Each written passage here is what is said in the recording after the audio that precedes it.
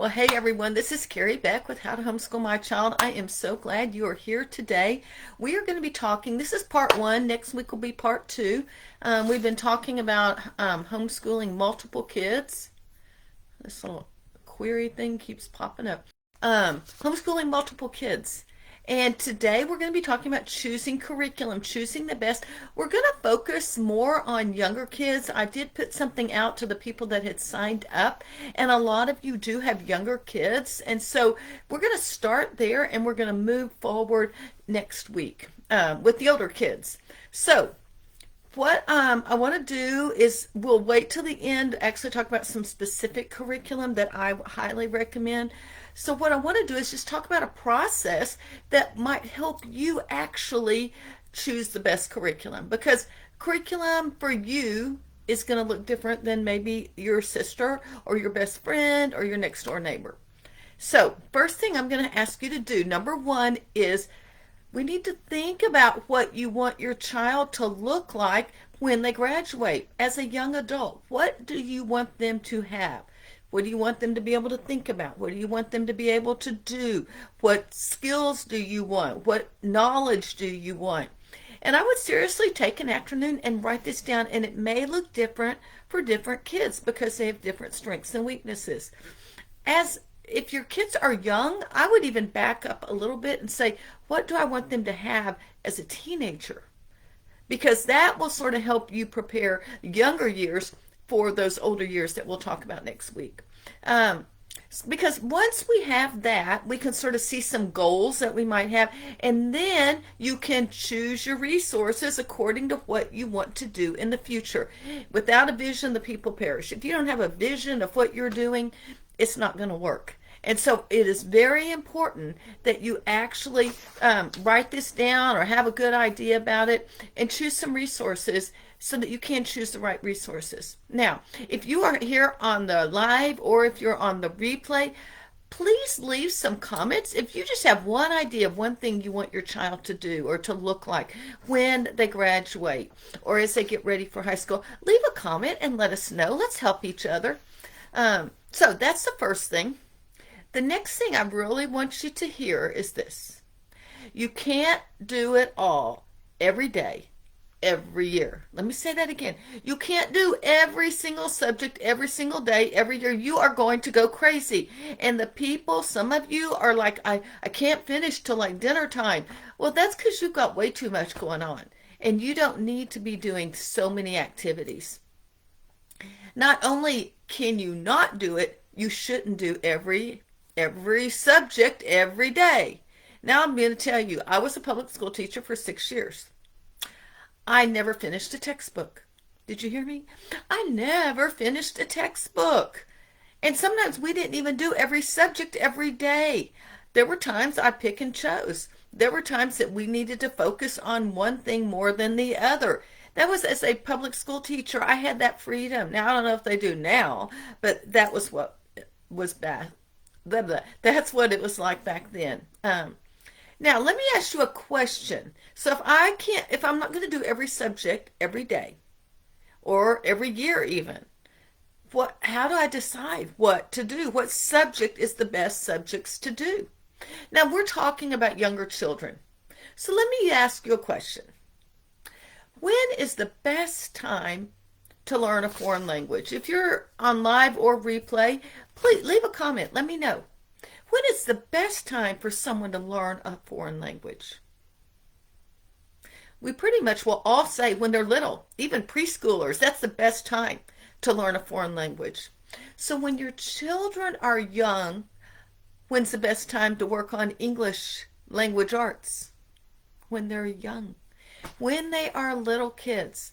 That is the most important thing, I believe. Okay, we talked about character last week, which I still think character is so important. It is foundational for your kids to jump off and go off on their own.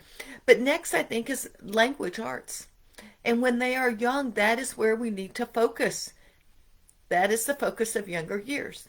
Now, I'm going to stretch some of you, and some of y'all are going to go, oh, Carrie, you are in left field.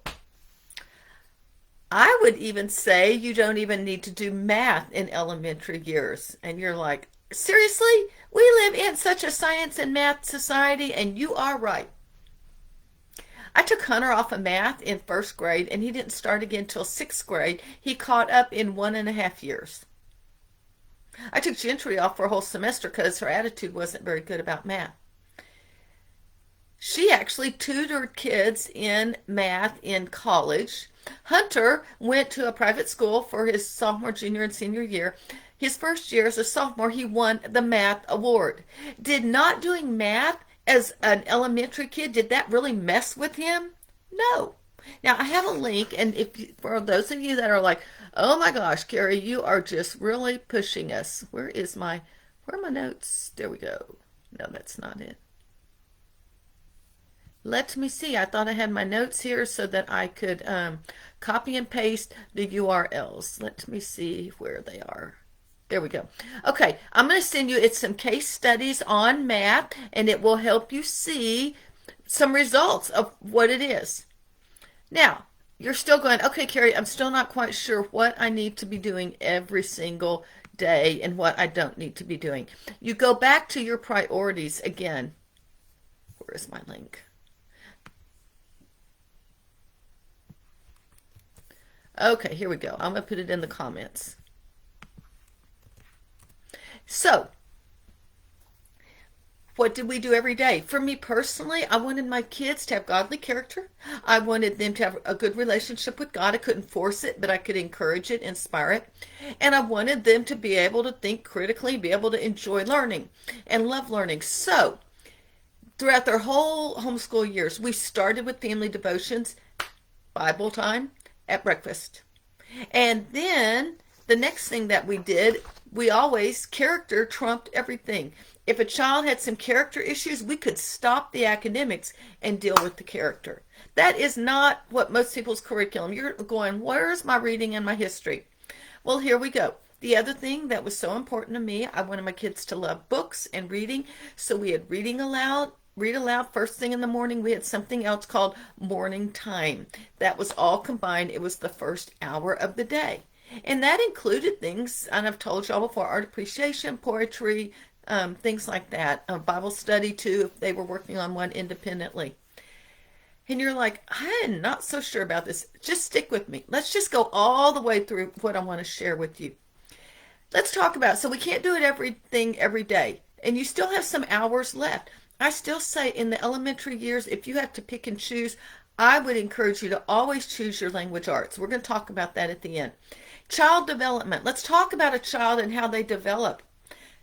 When they are young, they think literally. Why do you think they want to hear the same story over and over again? They don't care. And you're sick of it because you are thinking abstract and you're like, this is driving me crazy. All right, that's another reason to wait for math. Math has a lot of abstract concepts. Let's focus on the things that they're good at right there. Abstract starts going on around 12 and 13. We'll talk about that next week. Another thing with kids, songs, repetition. If you're choosing curriculum for younger kids, I would encourage you to find songs, things that they repeat and memorize, because you're laying a foundation. That is a tool of learning. You're laying a foundation so that they will have tools of learning and eventually love learning. Let's see. Focus on reading, writing, and language skills. All right. So that's another thing. So we need our goals. We can't do everything every single day. You think about how your child is developing, how they are moving forward to adult life, how they learn best right now as younger kids. Then the last thing before we talk about specific curriculum is, I think it's important that you give yourself time to love learning. If all you're doing is shoving workbooks in front of them, they're not going to like learning, and they're probably not really being educated. They're just going through some activities. All right, so let's talk about some other ways that kids can learn at this age. Games, especially boys. Boys are so competitive. So use games to encourage a love of learning and to teach. Puzzles. Puzzles are a great way too. Read alouds. I've already talked about that. Using classics that endure over time, that have real good values in those books as well. Using unit studies. Unit studies are great because they tie everything together. And when you are doing it, I would encourage you to have delight directed learning. What is delight directed learning? It basically means you use your child's interest in these young grades to then learn. Does it really matter what book they are reading? If you're, for instance, Hunter, oh my gosh, it took me forever to find books, but he loved books with water. And so I used those. He liked Flat Stanley, so we got all those Flat Stanley books. There were certain books, and so did it really matter if he read that one or another one? Swiss Family Robinson, that's a classic. It's got water in it. All right. So I listened and watched their interest. He was actually a math person. He loves math. We just didn't do formal math. The other things, he liked science, I think, and Ashley loved science. Gentry really didn't care. So we would focus on that. We did do history all together. I've already talked about that, grouping our kids together. So, but we could choose topics that they were interested in. And even though we were all studying the Middle Ages, they could dive deep into whatever they are interested in. All right, so those are giving your kids time to love learning. So what do we do? You got all this curriculum. You're probably going to a book show or online conferences, and everyone's like, we got the best thing. Well, how do we do it? We need to go back to that picture, draw a stick figure and write all around it the things you want your child to be. And then see the goals where you need to go.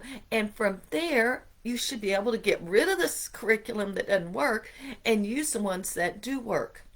Now, you might find that it's not actually curriculum that teaches your kids the best. It's more than likely, I do not recommend textbooks at this age, pretty much at all. I think textbooks are useful, but I think they're more useful at the older kids' ages.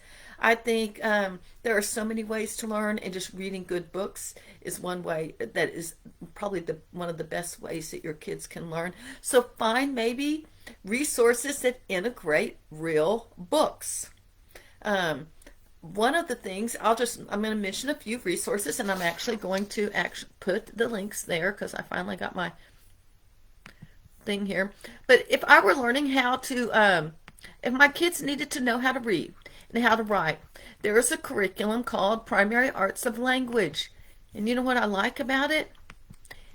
It has games, so boys like it. It is fun. It works. You can buy it and it lasts for like 3 years. Yes, that is a curriculum, but I call it more of a resource. It's a resource that will help you teach your kids letters and then words, reading words, and then sentences and paragraphs. Same thing with writing. Teach them how to write their letters, words, sentences, and then a paragraph at the end. So that's going to last you a while. It is fun. It uses visual graphic organizers. So it's a great way to do it. Now, and we're focusing on language arts. That's why I'm doing this. I would just get some good book lists from there, or find some resources that actually, if you want to do history, go through historical time periods. There's some good resources there. The other thing I would say is, you're going to want to teach your children how to write. And you probably want to go beyond just a one paragraph, and your kids may be older already. And this would actually help you homeschool multiple kids. And it is a resource that it's called Structure and Style for Students. Both of these are put out by IEW. And I'm an affiliate, so I do get a little commission if you ever use my link to buy this. But what I like about this is the reason kids don't like to write is they don't know what to write about. And IEW takes that problem away and shows them what they're going to write. They can still be creative in doing so. The other thing I like about IEW and Structure and Style for Students is it is video based. Now, I don't agree that we should be doing a lot of screens, but Andrew Pudewa is one of the best teachers I know. He is an excellent teacher. He is entertaining to the children. I don't have it here. I'll share a link to Andrew's jokes because he tells jokes all the time. But not only does he tell jokes, he has a system that truly works. I know it works because that's what I use with my kids. My girls complained the whole way over to Houston trying to, because I was taking him to one of Andrew's workshops. This was, he didn't even do these anymore. It was like 22 years ago. So we're going over there, complain, complain, complain, complain. And you know what happened? And they were in elementary school. 4 days of each of them were in their own workshop. And so 4 days. And then we are driving home on Friday night, rush hour traffic. I mean, bumper to bumper. Took us longer than normal, at least 2 hours to get home. What did Ashley and Gentry do the entire way? They sat in the van and they wrote. That changed their whole attitude. If you're looking for something that will change your kids' attitude about writing, IEW is one that I highly recommend. And I would go and look at that. I am actually working on some review videos that I will be posting here that you can actually, I'll open it all up and I'll show you because there have been a lot of changes as well. So that would be something else. Let's talk about science. You don't need a curriculum, I don't think, for science. What are they interested in? If you're going to the beach, let's study oceans this summer. If you're going to, like we actually were studying American history one time. Oh, that's history, but you can go to we were studying the solar system. Go to the planetarium. There's a lot you can do. But what can we do at home? Just go to the library and check out some books, and most of them have some little experiments and activities, and do 1 or 2 of those a week, and that is science. Don't complicate this. All right, and then the last one I'm going to talk about is history. Again, I think it's important we group all our kids. Your younger kids can be studying the same time period as your older kids. We can all read aloud the same book, and that combines it. And that's actually something fun. Pick books that are good, that are interesting, that your kids would like. Johnny Tremain, Witch of Blackbird Pond. Those are great American history books. What was Detectives in Togas for Roman time period. There are some good books that your kids will enjoy reading. Another thing you could do is just keep a timeline. So you're reading and you're doing some projects or activities, let your kids keep a timeline. That's what mine did. Another thing that I would encourage you to do is let your kids keep a notebook. All right? You can choose any books you want to read on any history time period, and then they keep a notebook. So I'm going to give you a link to some free notebooking pages, and you can actually see there are historical ones there too. There are science ones. There are great ones. And that is how they record what they have been learning. Now, how do you still decide? I can't tell you which curriculum you're going to use.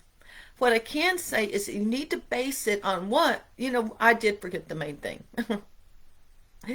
You need to ask God what he wants you to use. What does God want your child to look like in the end? What does he want you to raise him to? And then go to him and say, what curriculum should I be using? And where should I be focusing? Now, I know there are some of you, especially if you have some husbands do not want you to skip math and science and you have to go out and get a full curriculum. I'm sorry. That's something that is within your own family. If it were me and I already told you what I did, we just took breaks, because truly you can catch up in very quick time when that abstract thinking comes in. I encourage you at this age to choose language arts curriculum. Choose it well. There are other good ones out there. I'm just choosing the ones that I trust, that I know about. So, and a lot of that does come from IEW. And then go and look for some fun things to do. Unit studies is another thing that I would encourage you to do. And I think little kids, younger kids, that's a perfect time to do that. I'll put a link to our unit study toolkit, and that might help you as well. All right, if you have any questions, leave them here. Oh, 2 invitations, 2 freebies. I forgot to continue. Tomorrow night, Tuesday night, Facebook party right here in our group. We'll be talking about homeschooling multiple ages, and we've got some door prizes and giveaways. Second, next week I am actually, I've already put the link in the description. I am teaching our May masterclass, and I want to invite you to come because I think it will be a great way for you to figure out those goals, your purpose, and your intention with your children. Because when you know your purpose of homeschooling, it's so much easier to choose curriculum. The workshop, the masterclass, is 4 steps to raising Christian leaders. For me, one of my biggest goals was to raise my kids to be godly Christian leaders who could influence the world around them instead of being influenced, who could impact the world around them instead of others impacting them. And so that was what I want to do. And I'm going to show you how you can use this to homeschool. It is really an approach. It is called Christian Leadership Education. I will go through the 4 steps of what you need to do to be able to raise your kids to be godly leaders. And I think also it can really help you simplify, because you truly can combine your kids and do some cool things when you're homeschooling more than one. Thanks for spending time with me. I'm Carrie Beck with How to Homeschool My Child. I'll talk to y'all later.